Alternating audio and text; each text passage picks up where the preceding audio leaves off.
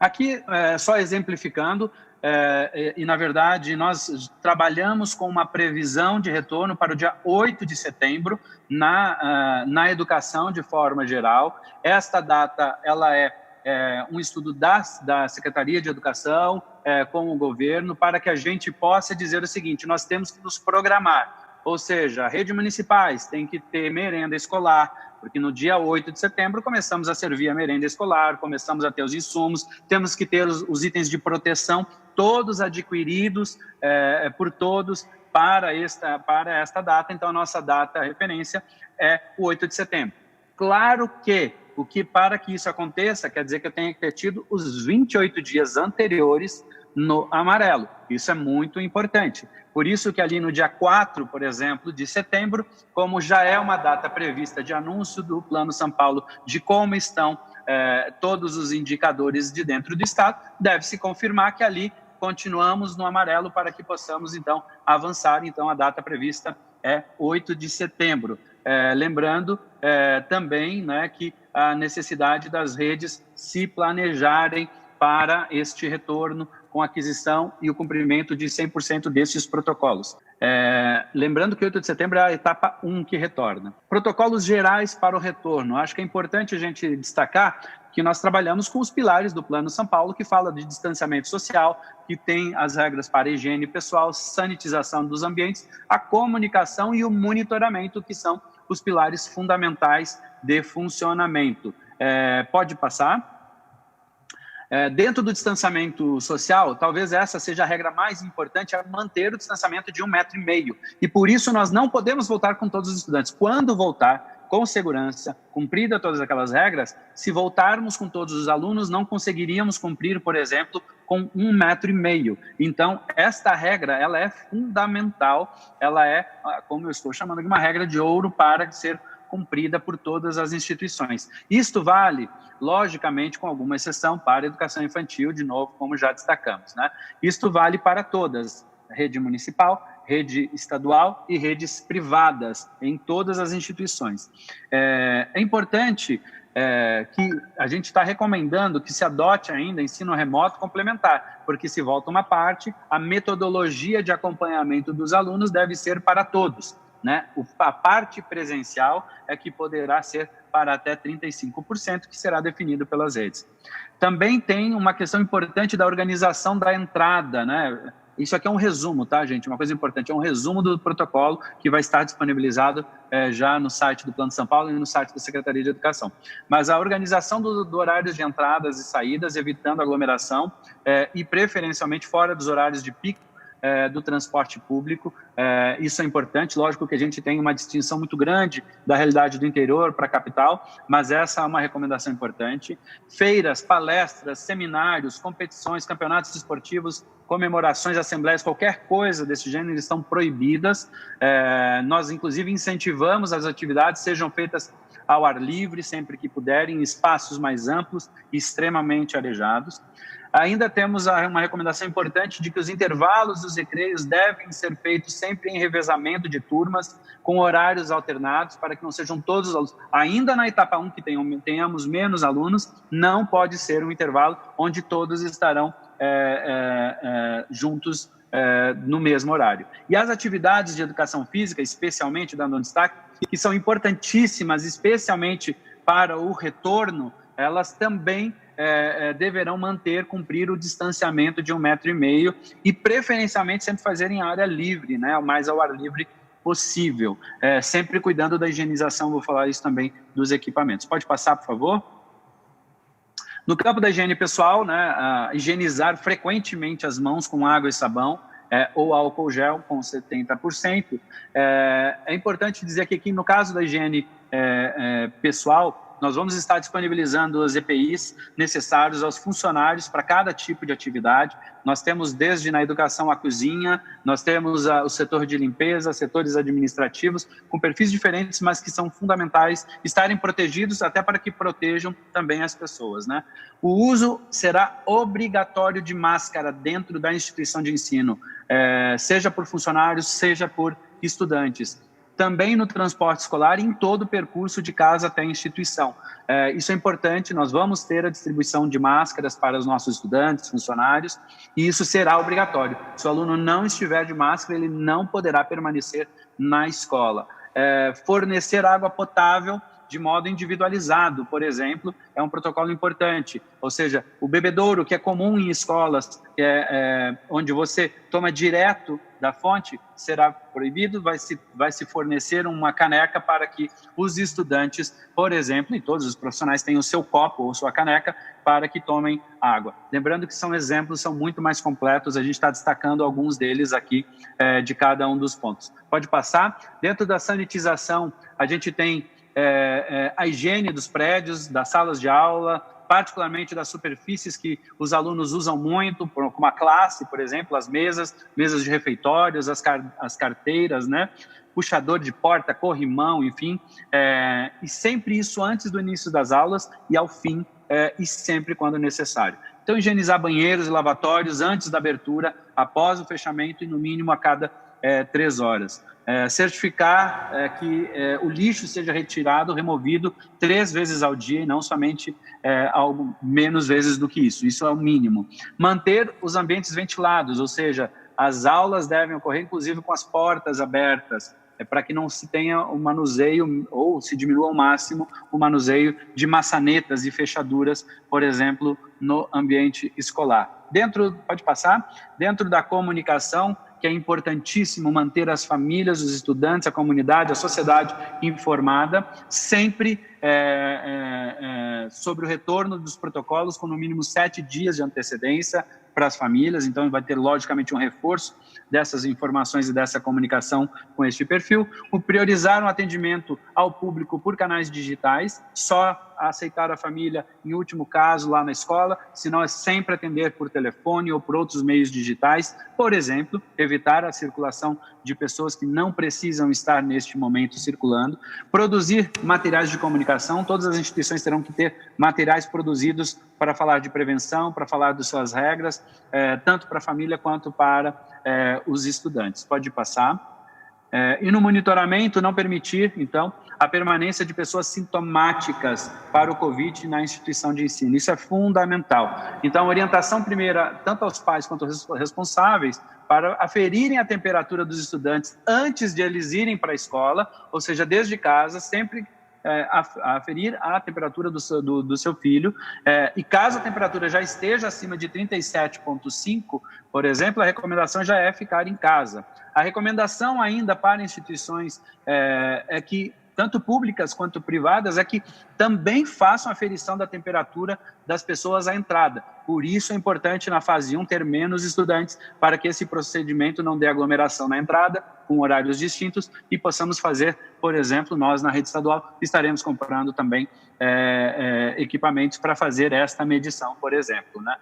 E profissionais e alunos que fazem parte de grupo de risco devem ficar em casa, logicamente, realizando as suas atividades remotamente na primeira fase do plano, especialmente. Separar sempre, ainda um protocolo importante, que se o aluno for identificado com a temperatura, por exemplo, ou com algum outro sintoma, que ele deve se manter isolado até que o responsável venha buscar. Então, ter um ambiente, uma sala, seja da coordenação pedagógica, ou algum ambiente destinado para isso, para que a pessoa possa esperar até o momento do seu responsável, por exemplo, buscar, caso seja identificado um caso. É um protocolo que tem sido feito também mundo afora. Pode passar? Uma coisa importante é que todos esses documentos, tudo isso foi muito discutido dentro do governo do Estado, Secretaria de Educação, Desenvolvimento Econômico, Secretaria de Saúde, o Conselho Estadual de Educação, o nosso Comitê de Contingência, os municípios, Perlondime, a cidade de São Paulo, com o secretário municipal Bruno Caetano. As nossas universidades públicas, em todas as etapas, foram muito importantes nesse processo, e as instituições privadas, através da Associação Brasileira de Escolas Particulares, a ABEPAR, o Sindicato dos Estabelecimentos de Ensino do Estado, CIESP, representantes das universidades particulares, representantes da educação complementar. São mais de 100 pessoas envolvidas nesta construção, além da equipe própria da secretaria e de consultorias e de apoio que nós tivemos, né?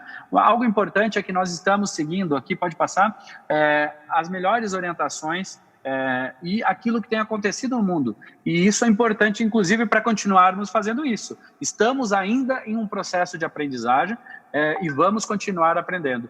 Vamos avançar certamente ainda mais, como vocês podem ver, o retorno gradual segmentado, o uso de ensino remoto e a redução do número de alunos por turma e os protocolos sanitários são pontos seguidos pelos protocolos aqui do Estado de São Paulo. Por fim, pode passar, falando rapidamente aqui do planejamento do retorno da rede estadual, o principal foco do retorno, logicamente, será não deixar nenhum aluno para trás e recuperar a aprendizagem de todos. Acho que isso é a coisa mais importante que se pode falar da educação, né? Nós vamos voltar todos juntos, mas nós vamos trabalhar em conjunto para que nenhum aluno fique para trás, especialmente nas habilidades essenciais, sejam as cognitivas, sejam as socioemocionais. Por isso, a gente vai trabalhar em 3 fases, pode passar, que são uma, muito importante, o acolhimento socioemocional. Os jovens, os profissionais estão saindo de uma etapa de isolamento, nós precisamos dar muito suporte nesse sentido. 2, a recuperação e o aprofundamento, identificar em que nível está cada um dos estudantes e apoiá-los a partir desta identificação, dessa avaliação diagnóstica que nós faremos. 3, prevenção do abandono e da evasão escolar, que é uma das coisas que mais nos preocupa após o retorno da pandemia. Temos visto algumas pesquisas nesse sentido e a gente precisa garantir como sociedade que os alunos não abandonem. Pode passar, falando rapidamente do que já foi feito, nós tivemos, pode passar, o Centro de Mídias da Educação de São Paulo, que com canais de televisão, com a TV Cultura nos apoiando, com a TV Educação já no ar, com o aplicativo, pagando internet para que os alunos possam acessar. Distribuímos também materiais impressos, sabendo de todas as dificuldades e desafios que nós temos no nosso estado e olhando, por exemplo, para coisas como o Merenda em Casa, que está atendendo os alunos que mais precisam com apoio neste momento. E aí, olhando para o futuro, rapidamente, os próximos passos, pode passar. A busca ativa dos nossos estudantes é um passo importante, nós já estamos fazendo, mas será muito intensificado daqui para frente. A identificação de grupos de risco, engajamento da comunidade escolar e o próprio monitoramento em todos os aspectos. Estamos em processo já para a aquisição, para a gente poder distribuir, fornecer máscaras, EPIs, termômetros e demais insumos que são necessários para o funcionamento das escolas. Durante o mês de agosto, especialmente, a gente vai estar trabalhando com a formação dos nossos profissionais da educação. A equipe da escola e os profissionais da educação vão ser formados, por exemplo, preparados para esse retorno, dentro dos protocolos educacionais, né, para o retorno pedagógico e o apoio pedagógico. A avaliação diagnóstica, que já está preparada, a gente vai fazer, inclusive, para que os planos de recuperação sejam individualizados, e o programa de recuperação da aprendizagem, já estamos produzindo materiais didáticos, apoiados também pelo ensino híbrido, ou seja, vamos usar o presencial, que é fundamental, mas também usando a tecnologia e com foco, sim, em habilidades essenciais. Este plano de recuperação, ele irá até 2022, porque a gente sabe que a recuperação será muito longa. E estamos trabalhando no projeto do 4º ano do ensino médio optativo para os estudantes. A gente tem visto estudantes que querem ter mais uma oportunidade de continuar estudando para se preparar melhor para o vestibular, e nós vamos trabalhar para, em havendo vaga, acolher esses jovens para que eles possam continuar estudando, considerando este ano que a gente teve, e em breve também nós vamos trazer mais detalhes para que eles possam ingressar também durante este ano para o próximo ano, os alunos que já estão no 3º ano, que desejarem, logicamente. E por fim, os nossos protocolos do setor educacional, da etapa 1 e 2, geral específico, estarão disponíveis já no site do Plano São Paulo, como a gente já pode ver aí na tela. Teremos um decreto que será publicado no dia 12 de julho, com todos esses normativos, com todos os detalhamentos necessários. Lembrando que, a partir do decreto, as redes, por exemplo, também farão o complemento dos seus planos. Então, terão que fazer, por exemplo, a definição de qual é o público dos 35%. Lembrando que isso serve desde a educação infantil até o ensino superior. Uma coisa importante, então, para a retomada é que ela vai ocorrer em 3 etapas. A primeira etapa é um retorno de até 35% deste público que acabamos de falar, ou seja, desde que se preserve algo que é assim, uma regra de ouro, o distanciamento de 1,5 metros, poderá voltar na primeira etapa até 35%. Por que este percentual é importante? Porque é um percentual que nós conseguimos cumprir os protocolos, eu vou comentá-los mais ao final da apresentação, conseguimos fazer um atendimento educacional já importante e também fazer processos pedagógicos de preparação para esse retorno que eu vou comentar. Então, este percentual, ele servirá para, por exemplo, a rede estadual, mas servirá para a rede privada, para o ensino superior, para a educação infantil. Então, retornaremos com até 35% na etapa, lembrando, preservado o distanciamento de 1,5 metro. Lógico que este distanciamento tem exceções, no caso da educação infantil, nas creches, por exemplo, não há como guardar um distanciamento de 1,5 metro de um bebê, por exemplo. Mas, logicamente, então, temos regras específicas para determinadas etapas.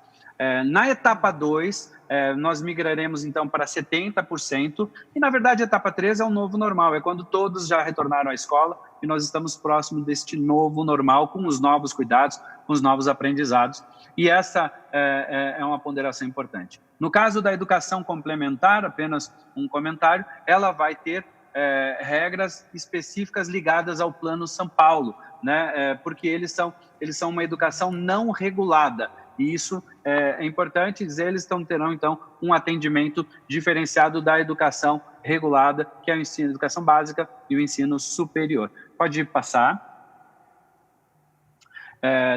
Quais são as condições, então, para que a gente efetivamente possa reabrir as nossas escolas, né? Primeiro, nós temos que ter todas as diretorias regionais de saúde por 2 ciclos, ou seja, cada ciclo de avaliação do governo do Plano São Paulo hoje são de 14 dias, então durante 2 ciclos, ou seja, 28 dias, nós temos que ter todas as diretorias regionais de saúde na fase amarela. Nós não teremos um retorno regionalizado, porque isso certamente teria uma série de possibilidades de prejuízos de circulação de pessoas, estudantes que estudam no interior que vêm para a capital, da capital mesmo que vão para o interior, trânsito gigantesco entre municípios, mesmo fora de dentro de suas regionais. Então, o retorno será junto, e este retorno somente após 28 dias dentro do amarelo. Para irmos para a etapa 2, 60% dos departamentos de saúde do estado já deverão estar dentro de um ciclo de 14 dias no verde. E depois, para chegarmos à etapa 3, 80% dentro do verde. Ou seja, na fase 4, para fazer o link com o Plano São Paulo. Se uma região, porventura, regredir, ou seja, a gente já abriu as escolas, ficamos 28 dias no amarelo, abrimos as escolas. O que acontece se uma região tiver algum, por exemplo, problema e tenha que regredir para a fase laranja ou até a fase vermelha? Aí nós vamos tratar a exceção ali naquela região, mantendo o estado aberto. Lógico que estas decisões vão ser sempre acompanhadas e sempre tratadas pela saúde, pelo comitê de contingência. Uma coisa importante que nós vamos ter agora é a possibilidade, chegando já na fase amarela, a única coisa regionalizada são as atividades práticas laboratoriais para as universidades e educação técnica, fazerem apenas para a conclusão dos seus formandos, eventualmente as aulas com todos os protocolos de segurança exigidos, desde que tenha cumprido um ciclo de 14 dias no amarelo. Então, essa é a etapa principal para o retorno da fase 1, então, para a educação de forma geral.